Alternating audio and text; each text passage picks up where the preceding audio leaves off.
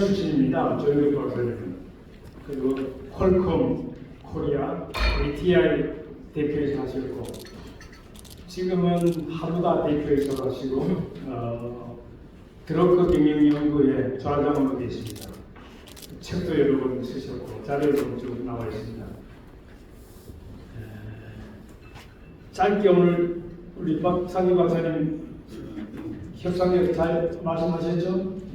예. 귀에 쏙쏙 들어오도록 아까 그 네 가지 욕구를 충족시켜주면 스토리가 된다 이거죠. 아주 저도 뜻있게 얘기 들었습니다. 참 대단히 바쁘신 분이에요. 6명의 자녀까지 두시고 저렇게까지 연구를 많이 했으니까 자기가 한 일은 없다고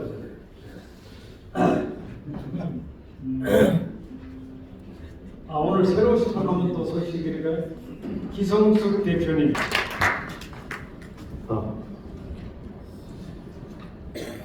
제가 일익 경영자로 성공하시고 또 대단한 경영자분 앞에서 이 얘기를 하는 게 조금 부끄럽기도 한데 제 수준에 따라서 말씀드린다고 이해해 주시고 좀 부족하더라도 충분히 너그럽게 받아주시기 바라겠습니다.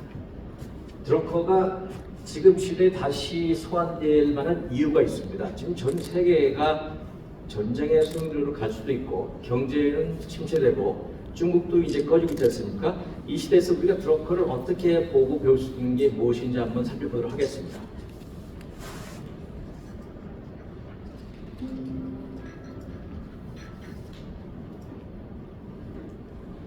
드러커는 1909년 11월 19일 그 당시 오스트리아 헝가리 이중 제국이라고 했습니다. 거기서 태어났는데 빈에서 태어났죠. 그때 그 오스트리아 헝가리 이중 제국의 인구가 한 5,100만 명, 우리랑 비슷했죠. 근데 지금은 이제 쪼개져 가지고 현재 인구가 2023년 기준으로 아마 900만 명, 좀 될 겁니다.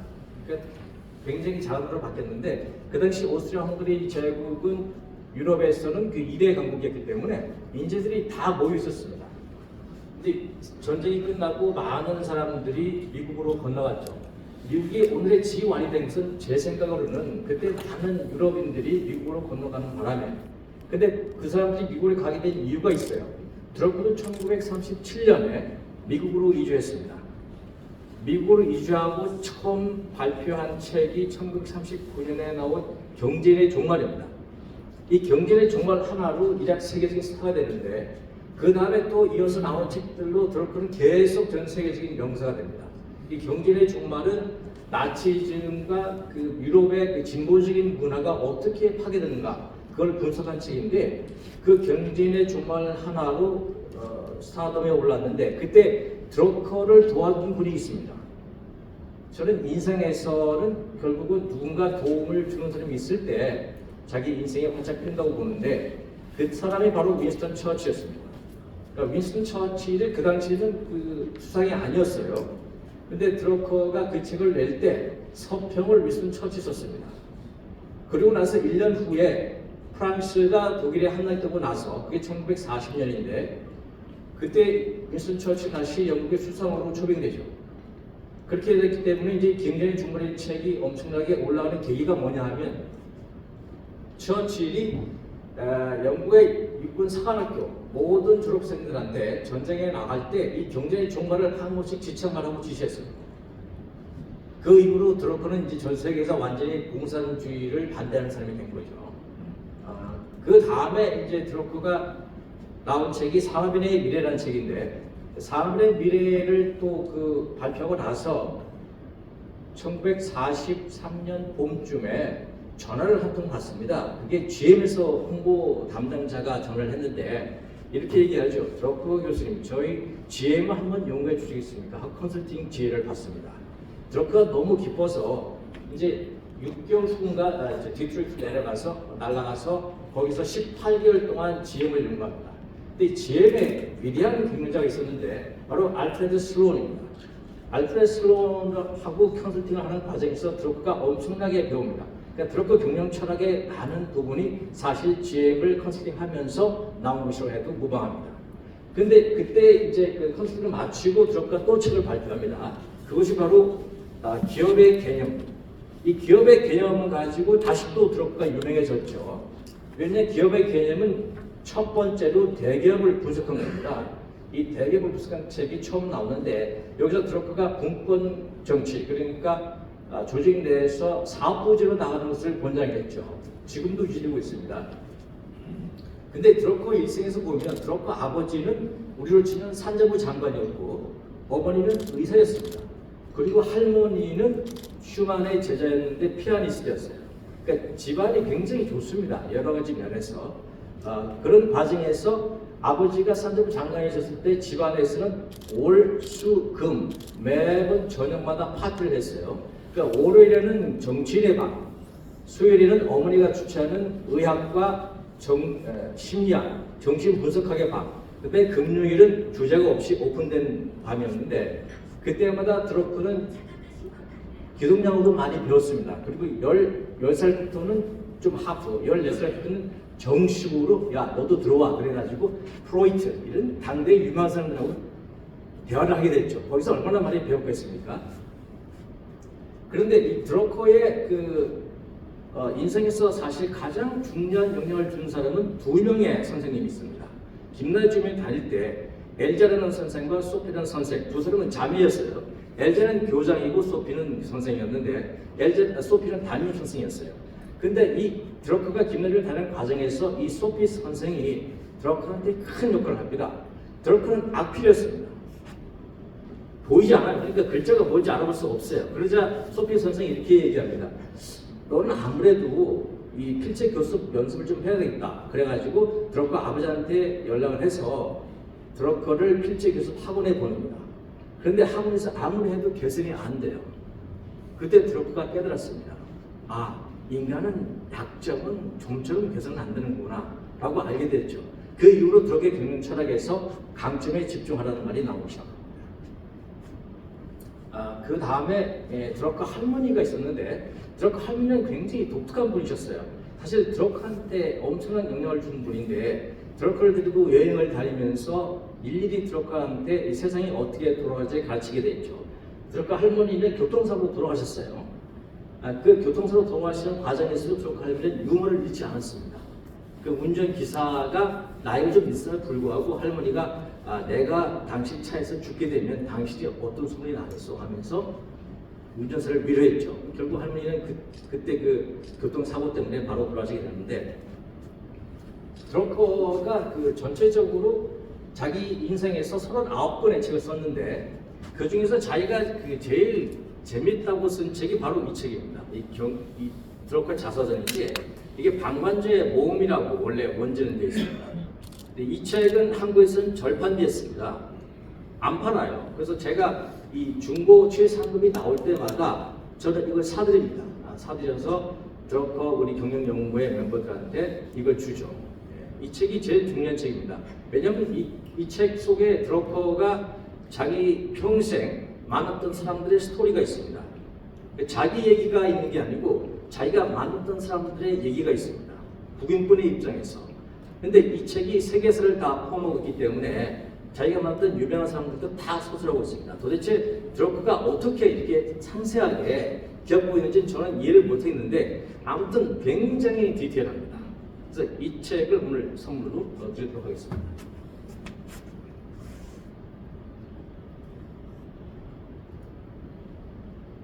자, 그럼 드러커에 대해서 얘기할 때 저는 4가지 책을 한번 읽어보시기를 권하는데 이건 목표를 달성한 경영자의 필독서이기도 합니다. 저는 부산에 본부를 둔 위대한 경영자 학습 공동체의 공동 창업자이자 이사로도 활동하고 있는데 저희들은 목표를 달성한 경영자를 육성합니다. 그러니까 전국에 한 670명 있습니다. 지금. 첫 번째 책이 피터 드러커의 자기경영 노트. 저것은 원래 1988년인가요? 이재규 총장님이 번역하셨어요. 미국에서는 1958년에 아이젠하워 대통령의 참모들 교육서로 저 책을 드러커가 썼습니다. 여기에 좀 아이러니가 있어요. 아이젠하워는 사실 대통령이 되기 전에 콜롬비아 대학 총장이었습니다. 그래서 드러커가 미국에 건너가서 1937년에 미국으로 건너가서 소규모 대학의 교수를 하다가 콜롬비아 대학의 교수로 스카우트 됐는데 막상 콜롬비아 대학에 가보니까 교수로 승인이 안 났다는 거예요. 어떻게 된 일이냐? 그랬더니 그 아이젠하워 총장이 예산이 없다는 이유로 승인을 안 해준 겁니다. 그래서 실직자가 되죠. 네.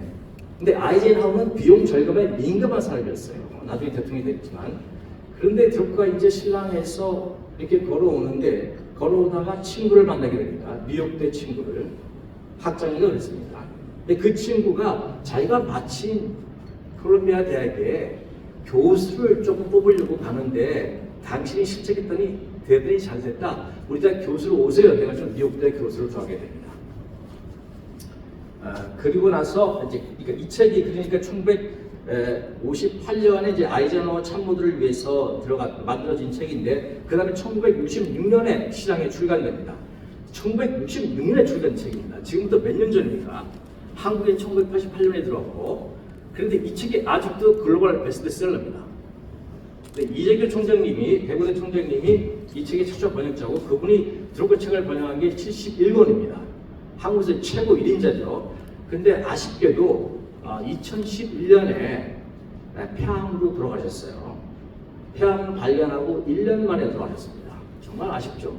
그분이 쓴 책만 71권이고 한국에서는 뭐 이재규 총장님을 따라갈 사람이 없습니다. 이제 그분이 돌아가시고 나서 제가 한국경제신문사하고 이 책 드루크 원서를 원래 챕터 순서대로 다시 번역해서 나온 게 이겁니다. 용어도 현대로 좀 바꾸고 지금 22세인데 제가 이 책 인쇄는 받지 않습니다. 예, 처음부터 한국경제신문한테 인쇄를 없이 공헌하는 기준으로 이 책을 출간했기 때문에 이 책이 아직도 인기를 끌고 있는데 그 다음에 두 번째 책은 감정의 발견입니다. 저거는 경영자라면 꼭 읽어야 될 필독서입니다. 왜냐하면 경영은 감정 컨트롤이 굉장히 중요한데 저 책이 미국에서 감정에 대한 엄청나게 호평을 받는 훌륭한 책입니다. 저것도 꼭 읽어보시기 바랍니다. 그 다음에 경영의 실제. 경영의 실제는 이것은 경영의 현장에서 자기가 뭘 어떻게 해야 될지 가르치는 거라면 저거는 경영 전반에 대한 기본 프레임입니다. 저 책도 굉장히 중요합니다. 그 다음에 이제 제가 이 책을 소개해드린 것은 억만장자 전문학교. 왜 이 책을 소개시켜드리냐면 이 책은 2월 1일에 나왔습니다. 제가 번역해서 나왔는데 일본의 베스트셀러입니다.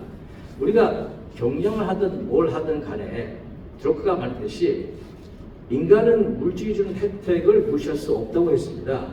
그러니까 아무리 경영을 잘해도 경제적 유익을 갖지 못하면 그 경영자는 쫓겨나죠. 그러니까 이 드루크의 이 경영 철학을 기반으로 해서 그 다음에 앤서니 로빈스의 그 부에 대한 열망을 기준으로 해서 만들어진 책이 일본의 베스트셀러인데 이 책이 아주 좋습니다. 이 책의 주제는 사명입니다. 돈을 벌 때 왜 돈을 벌어야 하는지 당신이 빅 Y가 없다면 의미가 없다는 거예요. 예. 그리고 우리가 돈이 있어서 행복한 게 아니고 행복하기 때문에 자기가 행동을 하고 부자가 된다는 게 이 책의 원리입니다. 그런데 이 책은 시중에 안 팝니다. 왜냐면 처음부터 이것은 주문을 받고 인쇄되기 전에 이미 1,400권이 나왔습니다.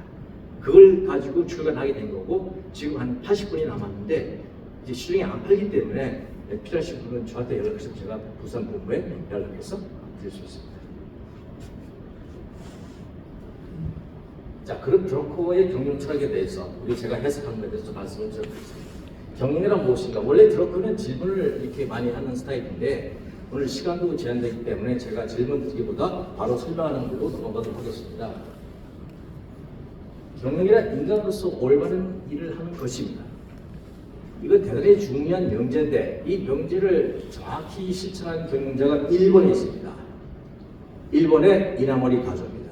일본은 경영의 신인 3명이 있죠. 혼다의 혼다 소이치로, 마시다 그룹의 마시다 고노스케, 그 다음에 교사라 그룹의 이나모리 가조입니다.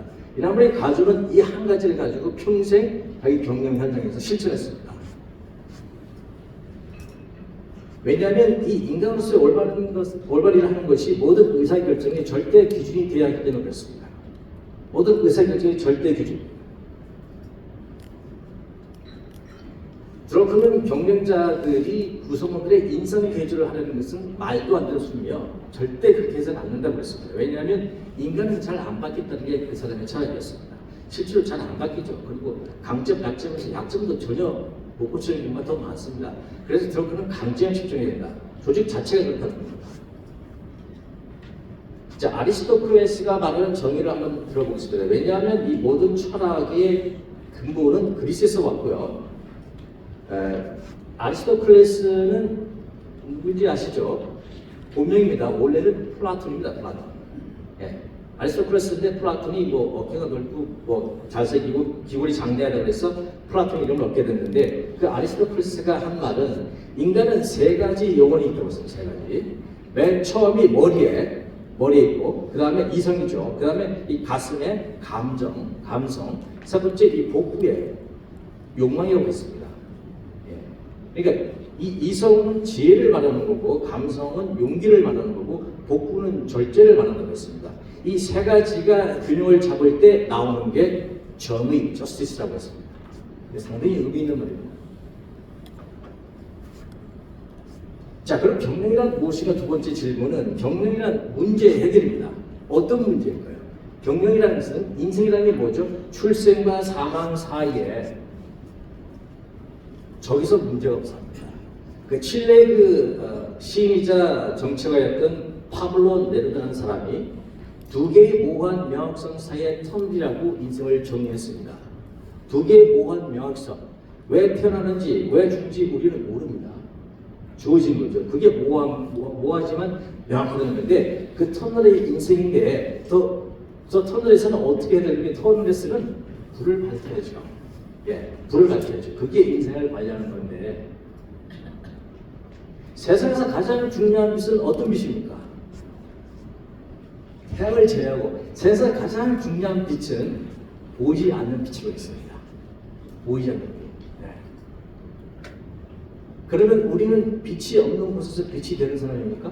경영자가 바로 그런 사람이거든요. 경영자는 이 터널에서 불을 밝히는 사람이고, 그 사람은 보이지 않는 빛입니다. 그게 미덕입니다. 미덕. 예. 보이지 않는 빛이 미덕이에요.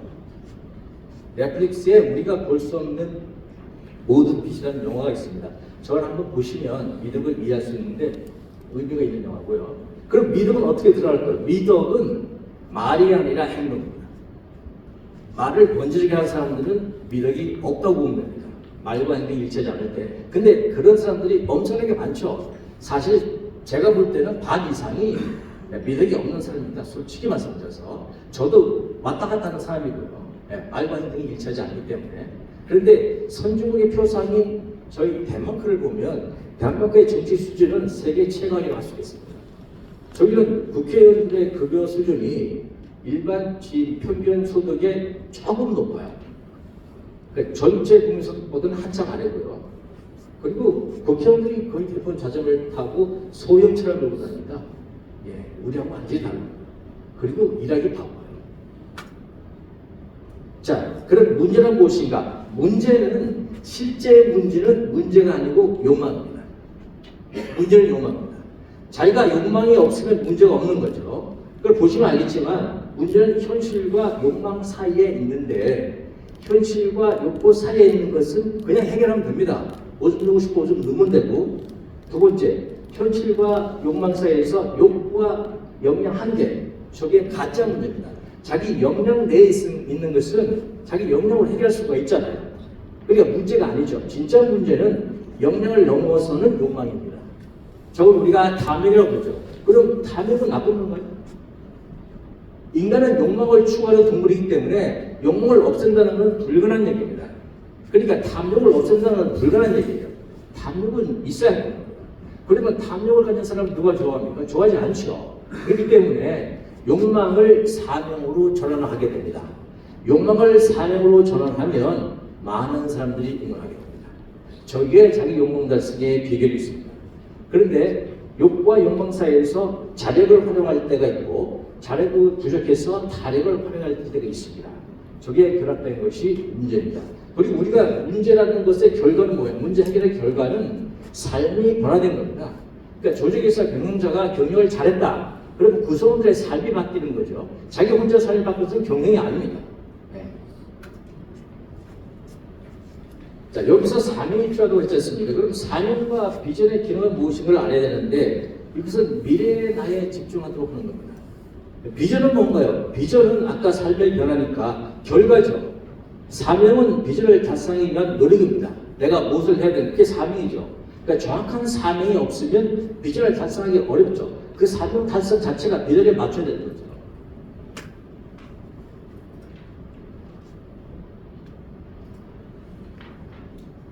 미스터 비스트라는 사람이 있습니다. 미스터 비스트는 유튜브에서 구독 가입자가 2억 명이 넘습니다. 전 세계 넘버원. 돈도 수천억을 벌죠. 예. 근데 이 사람의 사명이 저겁니다. 많은 사람들이 장벽을 극복할 수 있도록 돕는 것.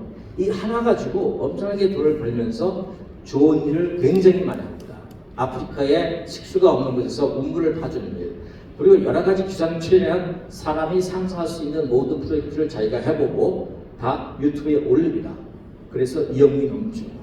대단한 사람입니다. 이 사명을 작동시키기 때문에 가능한 일이고요. 그럼 우리가 목표 달성 능력이라는 얘기를 하는데 목표 달성 능력은 어떻게 확보하는가? 그렇게 그랬습니다. 목표 달성 능력은 타고나는 게 아니고 배울 수 있고 경영자하면 배워야 한다 안 했습니다. 그럼 어떻게 무엇을 배워야 될까요? 자, 목표 달성 능력은 자력과 탄력의 합입니다. 자력은 두 가지가 있어요. 자기 스스로 가진 강점, 그 다음에 자아력이 있습니다. 자아력은 매력이에요. 이 매력과 삶으로 연결되어 있는데 이것은 다른 사람들의 응원을 받는 힘입니다. 저게 없으면 목표 달성 능력이 부족한 거죠. 이게 목표 달성이 잘 안 됩니다. 그리고 탄력에는 운도 포함되어 있는데 운은 제가 좀 힘에게 얘기했듯이 운은 자기가 컨트롤할 수 없는 거예요. 그거는 결과에 대해서 만족하거나 불만족하거나 그게 의미가 없고 비판하지 말아야 되는 겁니다. 근데 목표가 크면 클수록 탄력이 높아지는 게 원리입니다.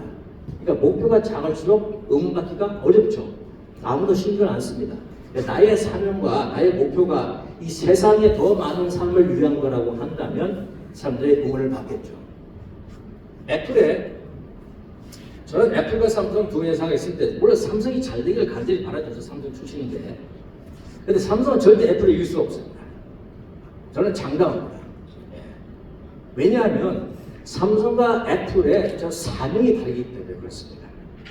애플의 사명이 뭘 것 같습니까? 애플의 사명은 serve humanity입니다. 인류를 위해서 봉사하겠다. 와, 저는 삼성의 사명이 뭔지 모르겠습니다.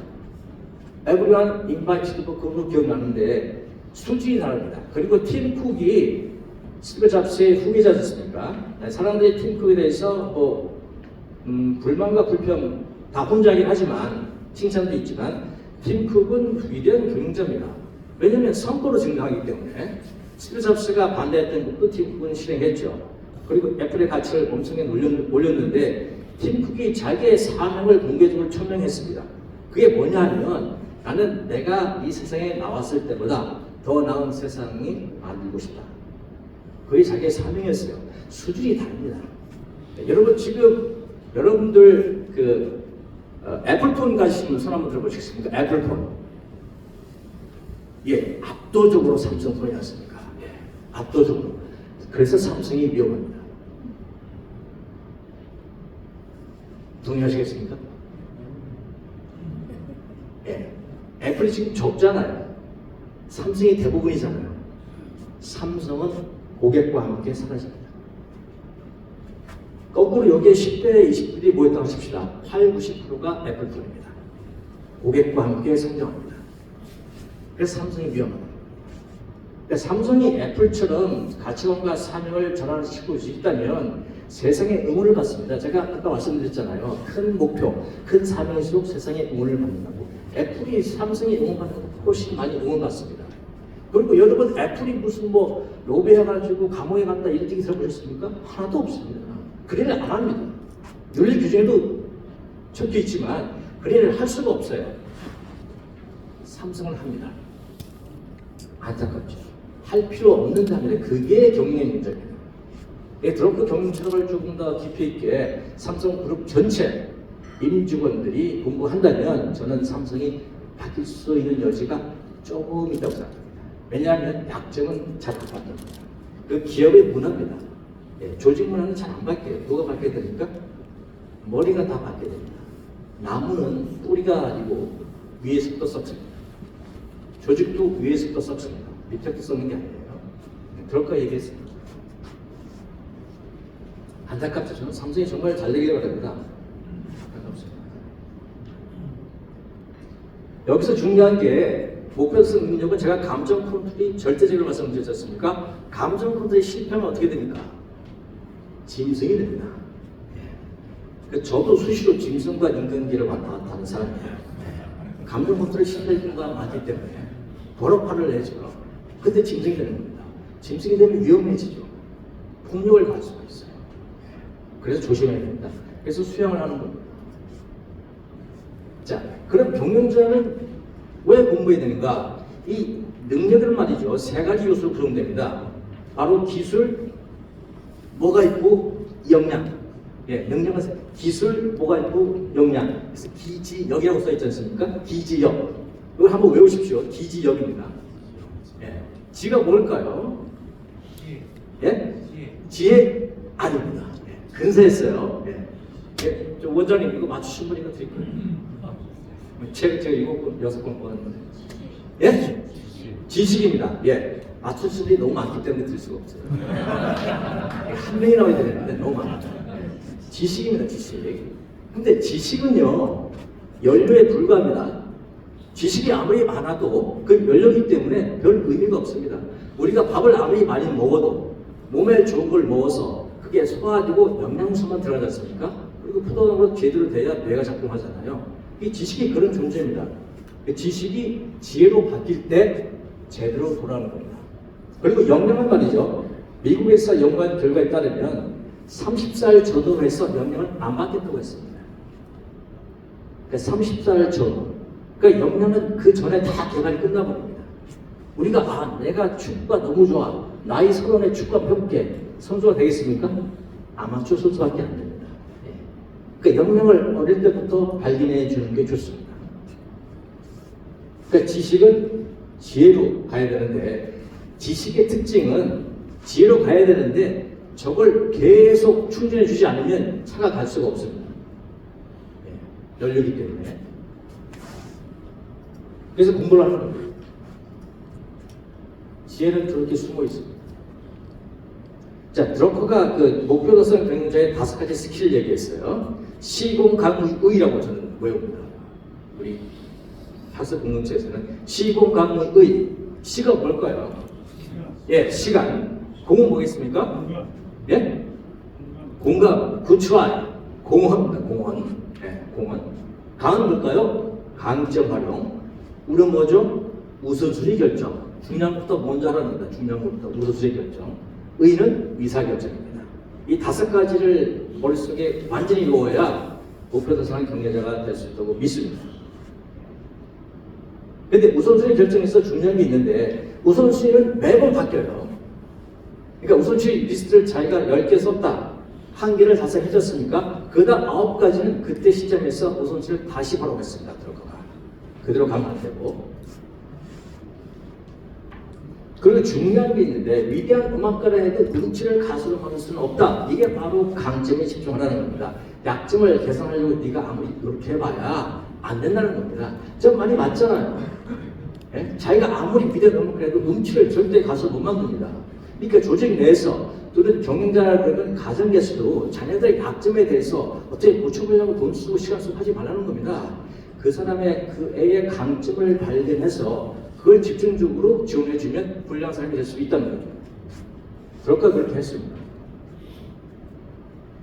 자, 의사결정의 의미와 목표 달성 경영자. 이게 의사결정이라는 것은 드러커가 뭐라고 했냐 하면 의사결정의 최종 단계는 실행이라고 했습니다. 아무리 많이 논의하고 좋은 일을 한다 할지라도 실행으로 연결되지 않으면 의사결정한 것은 없다라고 얘기했어요. 그리고 나서 나쁜 의사결정 중에 하나가 실컷 얘기하고 결정하고 나서 회장이 다음날 얘기합니다. 다시 이런부터 해야 되겠는데 회사 망하는 겁니다. 한번 결정한 것은 설령 그것이 잘못될 수도 있다 하더라도 시도부터 해야 된다고 드러커가 주장했습니다. 자, 경영이란 무엇인가 세 번째 보면 나와 세상의 발전한 과학의 창조입니다. 이건 설명이 필요 없습니다. 대단히 중요한 장면입니다. 네 번째, 실천 수행과 본보기. 드러커가 실천. 드러커는 거의 모든 책에서 경영은 실천이라고 주장하고 있습니다. 그리고 경영자는 본보기가 돼야 됩니다. 공부가 안 되면 누가 따라가겠습니까? 안 되죠. 예. 너무나 당연한 말입니다. 드렁크 경영 철학이 어렵다고 말하는 분들이 많습니다. 그런데 저는 너무 쉽다고 생각합니다. 왜냐하면 우리가 이미 아는 것들을 간단하게 설명했고 굉장히 단순합니다. 복잡하게 얘기하지 않습니다. 처음에는 어렵게 보일 뿐이죠. 실제는 쉽습니다. 자, 올바른 일을 올바른 방법으로 올바른 때에 하는 것이 경영이라고 얘기했습니다. 근데 저기 인테그리티, 성실 있죠. 그런 성실은 뭐가 뭔지 알기가 어렵다고 했습니다. 실제 성실하는 게 뭔가 쉬운 얘기 아니죠. 그러니까 인테그리티 영어의 성실의 의미는 정직, 열심, 열정 뭐 여러 가지가 포함되어 있는데 그 기준은 바로 저겁니다. 올바른 일을 올바른 방법으로 올바른 때에 하는 것. 그러니까 올바르지 않은 일을 올바르지 않은 방법으로 올바르지 않은 때에 하면 최악이죠. 동시에 올바르지 않은 일을 올바른 방법으로 올바른 때에 하는 것도 위험합니다. 그러니까 올바른 일이라는 것은 드렁크가 효과라고 해서 효과. 그리고 올바른 방법이 효율입니다. 그러니까 효과와 효율을 다 맞춰야 되죠. 그리고 타이밍을 맞춰야 돼요. 그건 정리하면 저게 됩니다. 일의 본질이. 이 자료는 제가 그 원장님한테 이미 드렸어요. 이게 배포된 인쇄물하고 좀 내용이 다릅니다. 거기는 답을 아는 것들이 있는데 파일을 드렸기 때문에 원장님께서 받으시면 됩니다. 굳이 적으실 필요 없습니다. 자, 이 일의 본질을 여기 보시면 아랫대를 추구하는 것의 형식과 과정이라고 했는데 아랫대는 탁월함입니다. 탁월함. 저는 아리스토텔레스도 얘기했죠. 탁월함은 반복으로 가능하다. 근데 그 과정에서 형식과 과정, 절차를 중시해야 되는 이유가 있습니다. 우리가 된장찌개를 집에서 만들더라도 아무거나 하고 섞어 넣어서 된장찌개가 나올 수 있습니까? 맛있는 게? 나올 수 있습니까? 만들 수 있습니다. 예. 소금 안 되는. 예. 이것저것 작품을 해도 된장찌개를 만들 수 있습니다. 근데 문제는 뭐냐? 재현하기가 불가능합니다. 형식과 과정을 정확히 따르는 레시피가 없었기 때문에 재현이 불가능합니다. 그건 경영이 아닙니다. 예, 그래서 경영은 형식과 과정을 따라서 결과물을 만들어내는 겁니다. 그런데 그런 경영을 할지라도 예외가 있다고 했습니다. 이 상황이 그걸 받아들이기 없는 긴박한 상황이고 필요한 결정이 있는데 저걸 찾느라고 시간을 보내면 타이밍을 놓치게 됩니다. 그런 예외는 흔치 않지만 반드시 예외가 있다는 것도 인정이 되는 것입니다. 자, 경영이란 목표를 이미 일어난 미래로 만드는 것 간단하죠. 저도 비전을 얘기하는 겁니다. 자, 경영이란 상수를 변수에 대응하는 것. 이 상수가 뭐죠? 상수가 내가 가진 강점입니다. 약점이 아니에요. 내가 가진 강점으로 이 세상이라는 변수, 수많은 변수에 대응하는 게 경영입니다. 자, 여기 질문이 하나 있습니다. 왜 부모는 어린 자식은 늙은 부모를 돌봐야 할까요? 우리가 왜 이렇게 해야 됩니까? 예, 왜 부모가 자식을 돌보고 자식은 부모를 늙은 돌봐야 되죠? 우리 동영에서 말하는 효사상입니까? 예, 부모는 자식을 돌봐야 할 의무가 있을까요? 어느 정도 있겠죠. 그런데 이것의 핵심은 그게 아닙니다. 약자기 때문에 그렇습니다. 약자기 때문에. 그러니까 사회도 똑같은 생각을 가지고 있어야 돼요. 강자는 약자를 돌볼 수 있어야 됩니다. 어린아이의 상대로 부모는 강자입니다. 그리고 늙은 부모를 상대로 자녀들은 강자예요. 그러니까 강자가 약자를 돌보는 정신이 확실할 때 그 사회가 잘 되는 거예요.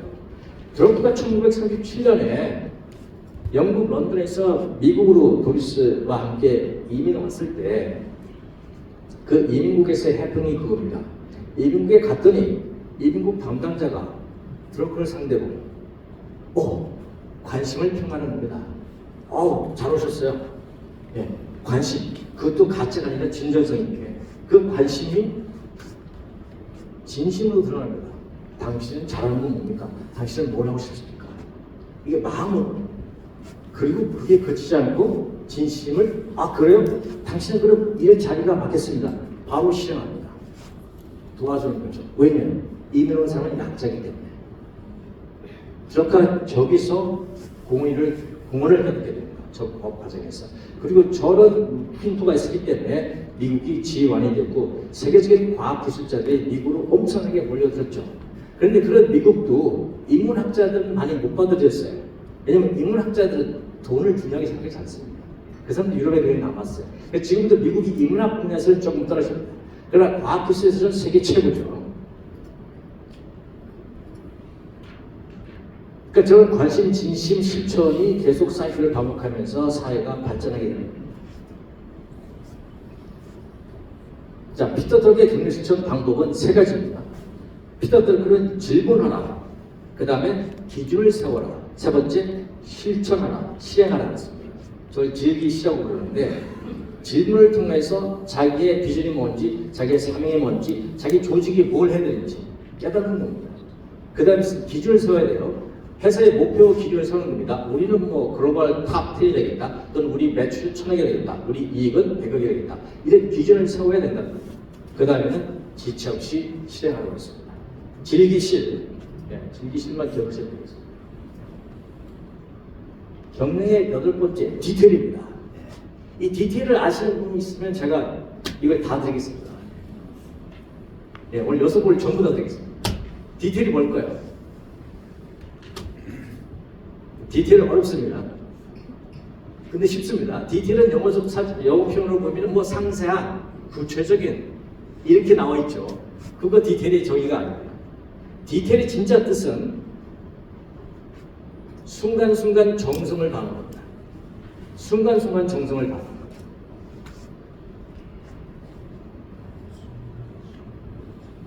무진장 어렵습니다.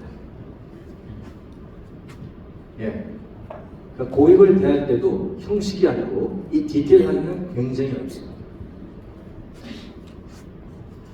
그러면 디테일하다는 걸 어떻게 알 수 있습니까? 어떻게?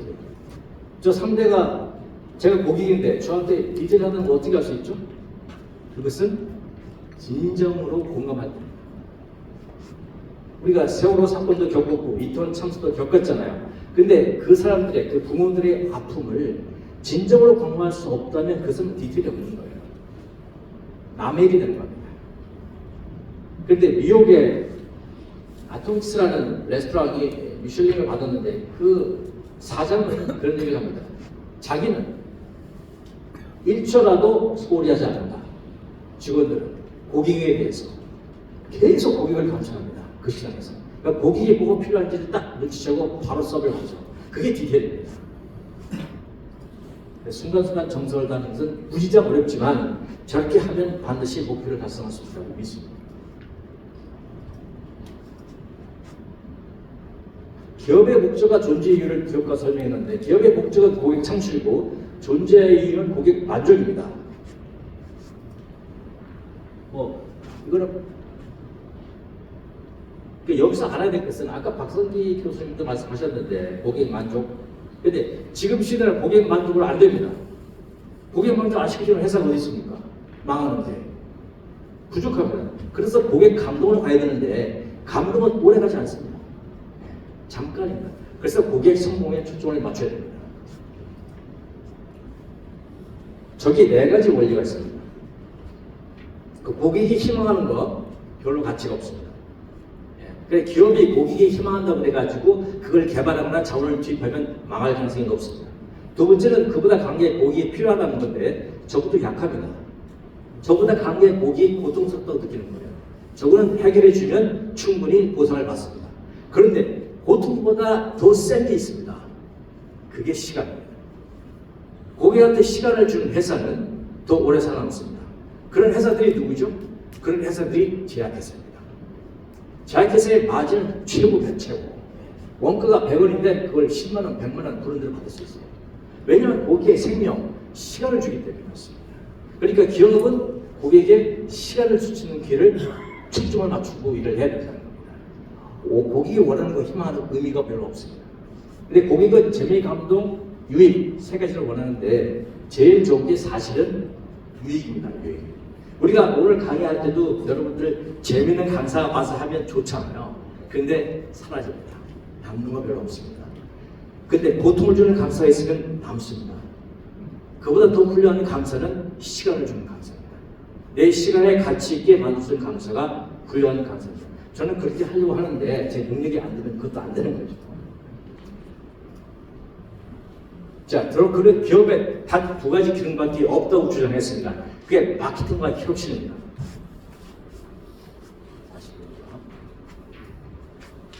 자, 이건 동시에 한번 보겠습니다. 드러크가 말하는 거하고 다른 구루들, 유명하다는 사람이 말하는 것. 드러크는 마케팅의 기능이 영업에 필요 없게 하는 것. 너무도 당연한 말이고 아주 간단하게 표현했습니다. 근데 필립 코틀러가 있어요. 마케팅이 대가인데 필립 코틀러가 당신은 필립 코틀러가 기자한테 이런 tik치를 받습니다. 마케팅의 아버지입니다. 코틀러가 내가 아버지면 할아버지가 있어. 그 사람이 드러커야 라고 얘기했죠. 코틀러는 생활 속을 향수적인 예술의 과학이라고 했는데 저거는 부족합니다. 저기 영어 필요 없게 하는 분들은 말이 좀 약하죠. 그리고 쫙 안 들어오잖아요.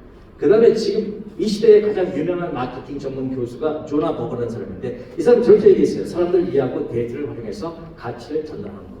근데 저는 이렇게 생각합니다. 고객과 기업 사이의 간격을 제거하는 것이 마케팅을 봅니다. 전형적인 마케팅이 어디서 일어납니까? 가정입니다. 남편과 아내. 한 몸이죠. 몸을 줍니다. 어떤 기업이 고객한테 몸을 줘요? 어떤 고객이 기업한테 몸을 주죠? 그 이상한 거죠. 이제 전형적인 마케팅의 원단 사실 커플, 배우자입니다. 그게 가정에서 일어나는 거죠. 간격이 없습니다. 자, 드러커가 한 얘기를 좀 발전시킨다면 영업이 필요 없게 하는 걸 했었으니까 그 다음 단계는 저절로 팔게 하는 겁니다. 그리고 그 다음 단계가 필요 없어도 사게 되는 것, 사게 하는 것. 이게 최상위 단계입니다. 저 필요 없어도 사게 하는 것을 누가 했을까요? 바로 스티브 잡스가 했어요. 스티브 잡스의 마케팅 원칙은 고객이 필요 없어도 사게 만들어야 돼. 그 정도의 제품을 잘 만들라는 얘기였어요. 그러면 경영자가 직원들한테 뭐라고 얘기해야 됩니까? 예? 영업 필요 없게 하는 것. 영업에 추정하는 사장은요. 이거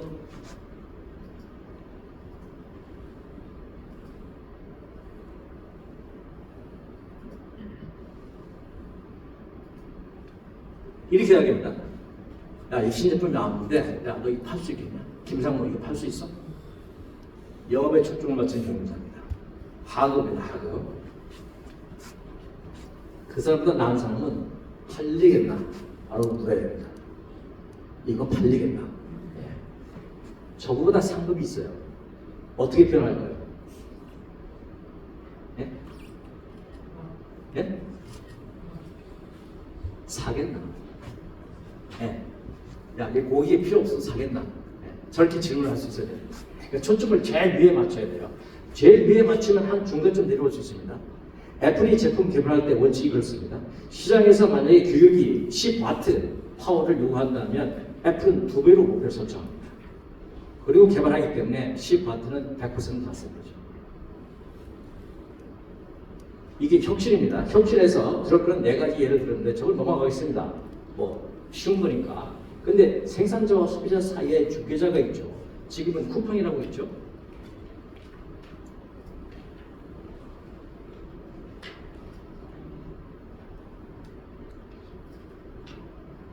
여러분 한살림 쓰시는 분 계십니까? 한살림 사용하시는 분, 한살림 이용하시는 분 있어요? 한살림 한 분도 없습니까? 네, 한 분. 다른 분 없어요? 여성분도 한살림 안 쓰세요? 뭐요? 한살림. 한살림 모르세요? 이 대한민국 위기입니다. 위기입니다. 한살림을 모신다니. 아세요? 한 10분 아실 텐데. 한살림이 말이죠. 협동조합입니다.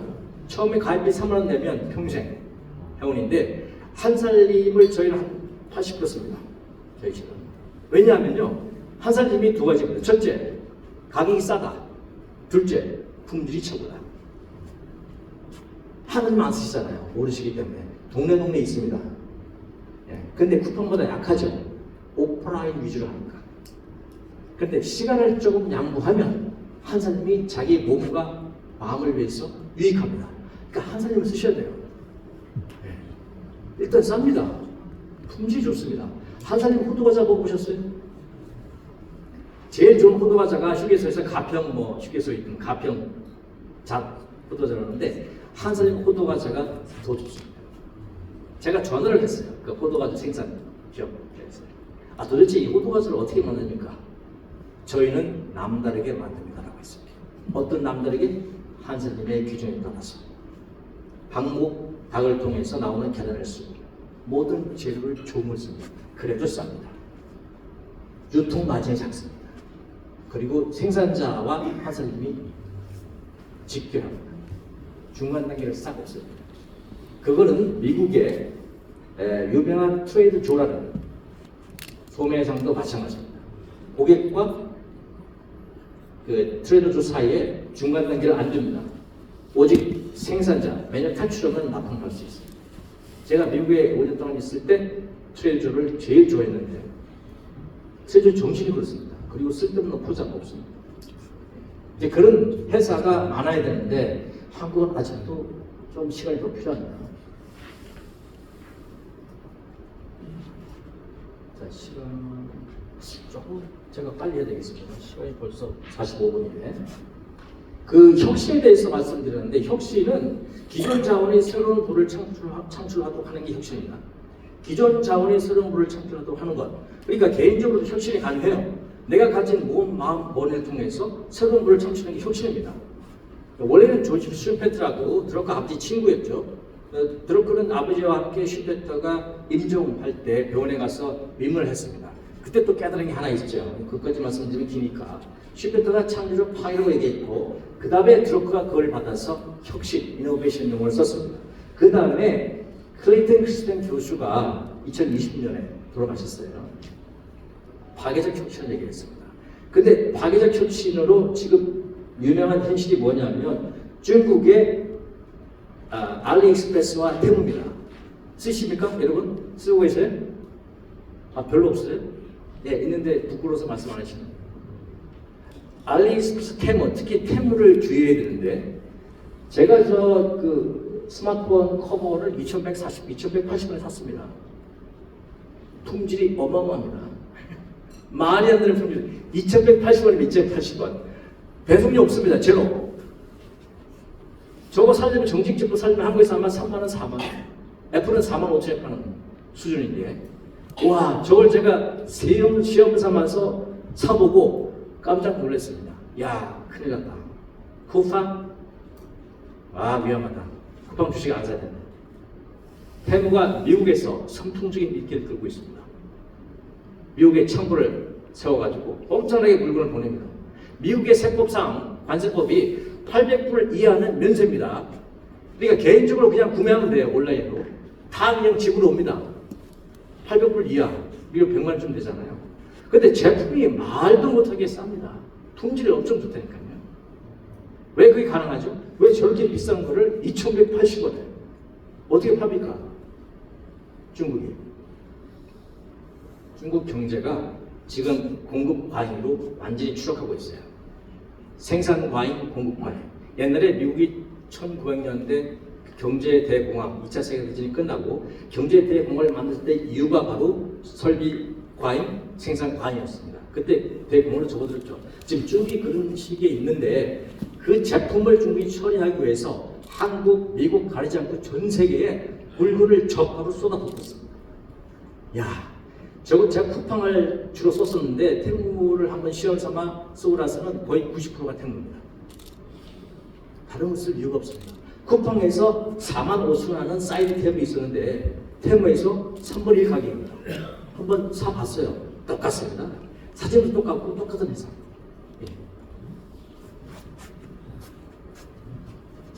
그런데 그 파괴적 혁신도 오래가지 못합니다. 중국이 저렇게 하다가 매년 5%씩 가격을 올립니다. 근데 한번 우리가 익숙해진 것은, 습관이 되어버린 것은 그렇게 가격이 올라가도 잘 못 느낍니다. 무뎌지기 때문에. 결국은 나중에 여기에 팔려 들어가게 되십니다. 자, 혁신에 대해서는 드러커가 7가지를 얘기해 줬거든요. 혁신의 기회 7가지에 제가 3가지를 더 더했습니다. 저건 설명하려면 길기 때문에 자료를 보시고 그냥 참고하시기 바랍니다. 이제 거의 다 왔고요. 이 경영이란 무엇인가? 모든 조직이 공헌 활동에 초점을 맞춰야 됩니다. 공헌 활동. 사장부터 최하 말단 직원까지 단 하나, 우리 조직은 공헌 조직이라는 게 박혀야 됩니다, 머릿속에. 누구를 위해서? 자기 구성원들을 위해서. 지식 노동자가 할 일은 자기의 지식을 사용해서 다른 사람들이 손을 내도록 하는 거거든요. 자기가 아니고. 그러니까 그 조직 자체가 우리는 공헌이다라는 이념이 머릿속에 박히게 되면 조직이 잘 될 수밖에 없습니다. 이것은 가치에 대한 건데, 이건 역시 우리가 기본적으로는 가치를 점점 확대하는 게 경영인데, 이것도 고객과 회사 직원 이 세 가지 그룹이 다 마주시게 되는데, 이거는 확대할 수 있는 방법이 여러 가지 있기 때문에 그냥 2년 보시면 되고요.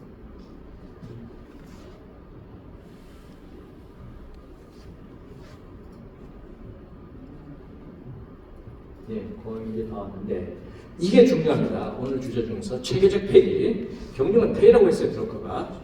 우리 지금 식사를 다 했기 때문에 이제 말씀드릴 수 있는데, 우리가 아침에 똥 누르지 않으면 밥 먹기가 쉽지 않습니다. 그러니까 매일 똥 누르는 사람이 제일 건강하죠. 뭘 하죠? 매일 폐기합니다. 그러니까 폐기하지 못하는 개인과 폐기하지 못하는 기업은 죽습니다. 네. 그러니까 결국은 폐기를 잘해야 하는 뜻입니다. 이게 자연의 원리죠. 근데 드러커를 일찍 알아들었어요. 그래서 드러커가 이 폐기를 강조했는데, 이 폐기가 주목을 끄지 못했던 것은 사람들이 폐기에 대해서는 부정적으로 인식합니다. 예. 그래서 드러커가 이 책을 쓰다가도 이걸 포기했어요. 예. Managing Ignorance라는 책을 쓰고 있었는데 도저히 반응이 안 좋다고 판단하고 포기하고 맙니다.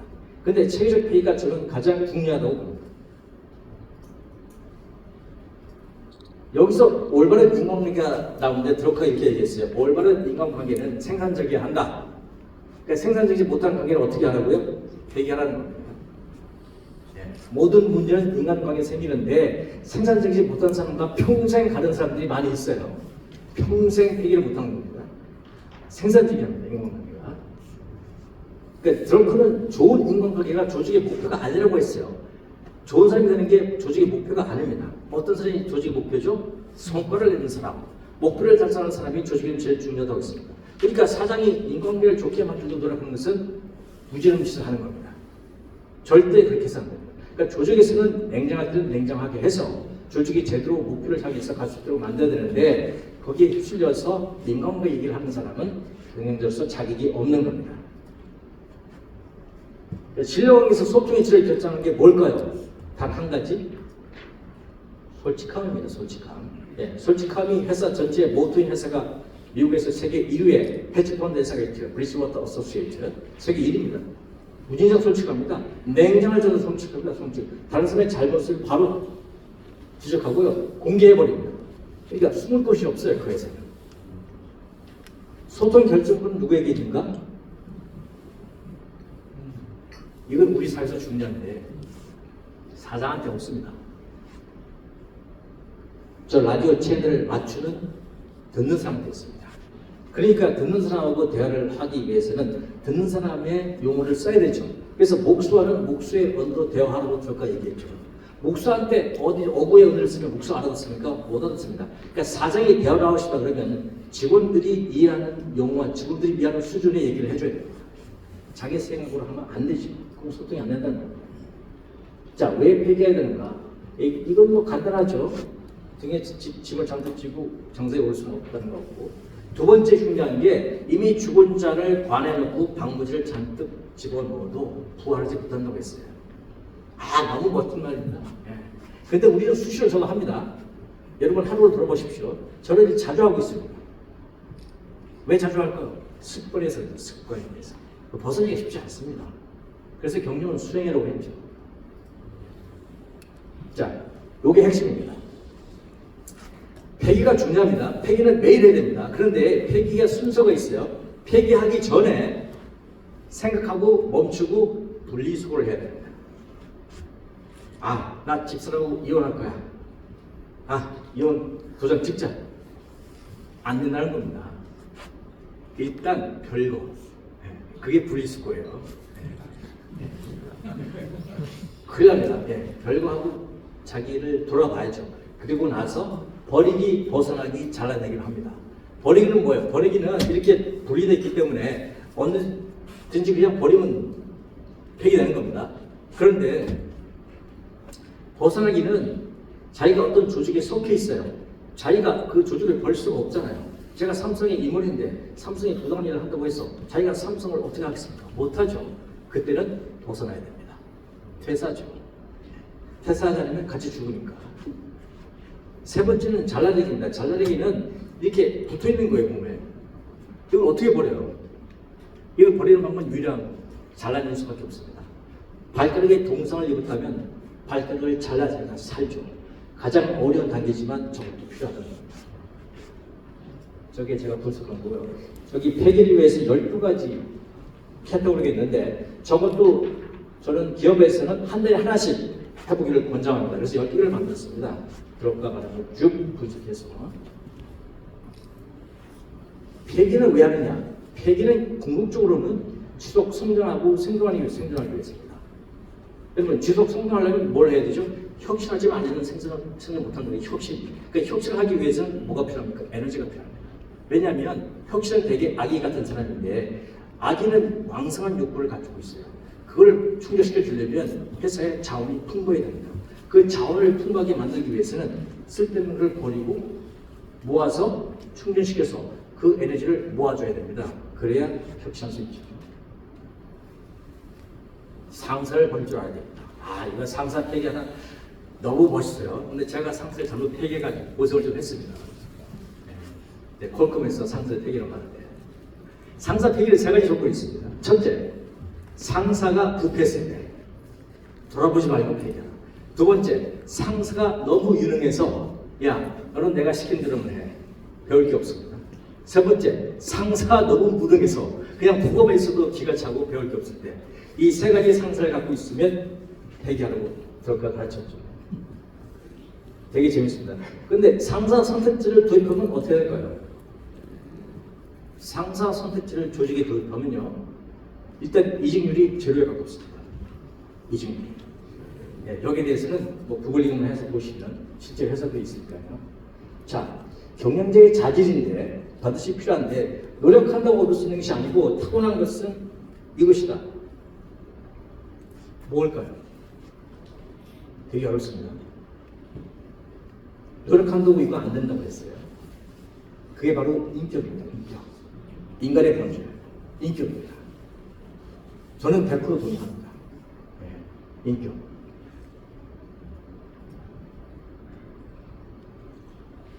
이것도 중요한데 지금 어차피 우리가 9시에 끝내야 되죠? 네, 어쨌든 네, 나머지는 그냥 자료를 보시고 제가 설명을 다 못 드리더라도 최승의 드러커는 인사에 관한 것은 회사의 생사를 결정하는 만큼 중요한 일이라고 했습니다. 그래서 제가 생각하기에 그렇구나. 그러면 조직에서 가장 중요한 의사결정은 세 가지다. 채용, 승진, 해고. 이렇게 생각했습니다. 근데 채용, 승진, 해고를 결국 어떻게 하는가에 따라서 그 조직의 문화가 들어가는 거죠. 어떤 사람하고 결혼하는가, 어떤 사람하고 사는가, 어떤 사람하고 헤어지는가. 그게 그 조직의 문화인 것처럼, 가정의 문화인 것처럼 채승해, 채용, 승진, 해고가 기준입니다. 밑에 거는 지금 자 이제 이것도 팩인데 시간을 제가 너무 쓰는 바람에 넘어가고요. 이것도 넘어가겠습니다. 드러커가 그 옛날에 그랬어요. 최고 경제의 보수는 어떻게 돼야 되니까 그거는 20대가 상한선이야. 구성은 평균의 20대. 그걸 넘는 분야를 계실지 모르겠지만 나쁜 놈이 아니었습니다. 20대. 근데 미국에는 엄청나게 많습니다. 넘어가겠습니다. 제가 이 60분으로 추격했는데 추격해도 워낙 시간이 부족해서 요거만 말씀드리고 마치도록 하겠습니다. 리더 자격 세 가지. 이건 중요하기 때문에 목표 달성 능력 당연히 있어야 됩니다.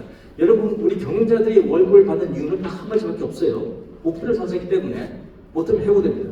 두 번째, 변명보험에 가입하면 안 됩니다. 근데 대한민국 사람의 100%가 변명보험에 가입합니다. 저도 가입합니다. 저는 지금 많이 줄였어요. 해약을 엄청나게 했습니다. 그래도 매일 가입합니다. 저도 모르게. 그 변명보험이 뭘까요? 이렇게 말하는 겁니다. 최선을 다하겠습니다. 거짓말입니다. 거짓말. 상무가 이 사장인데 임원이나 직원이 사장님, 예, 이 프로젝트 제가 최선을 다하겠습니다. 너 거짓말이구나 라고 하셔요. 너 변명보험에 방금 가입했다 이렇게 생각하셔야 됩니다. 여러분 한국에서 가습기 살균제 사건이 13년째 재판입니다. 13년째 2만 명이 죽었어요. 네, 여러분들이 피해자 아니기 때문에 모르실 거예요. 엄청난 사건인데 지금도 기업들은 최선을 다하겠습니다 라고 기자회견.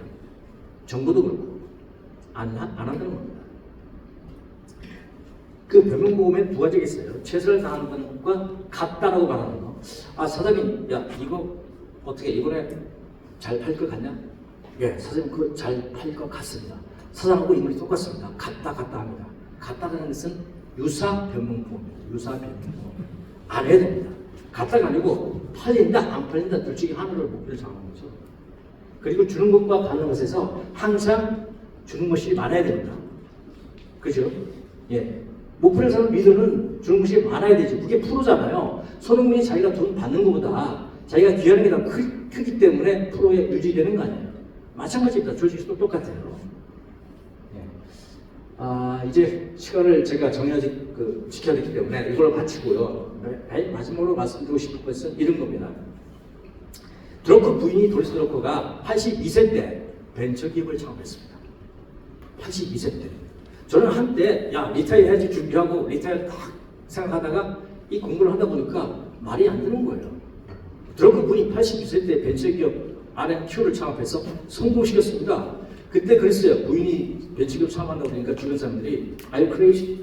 너 제정신이야? 근데 그 사람이 이렇게 얘기했어요. 부인이 80에 창업하는 거하고 젊은 애들이 창업하는 거 뭐가 다른데? 성공시켰어요. 대단하지 않습니까? 예. 끝까지 공부하고 끝까지 창업에 도전해야 됩니다. 여러분 오늘 강의 제가 부족하지만 들어주셔서 감사합니다.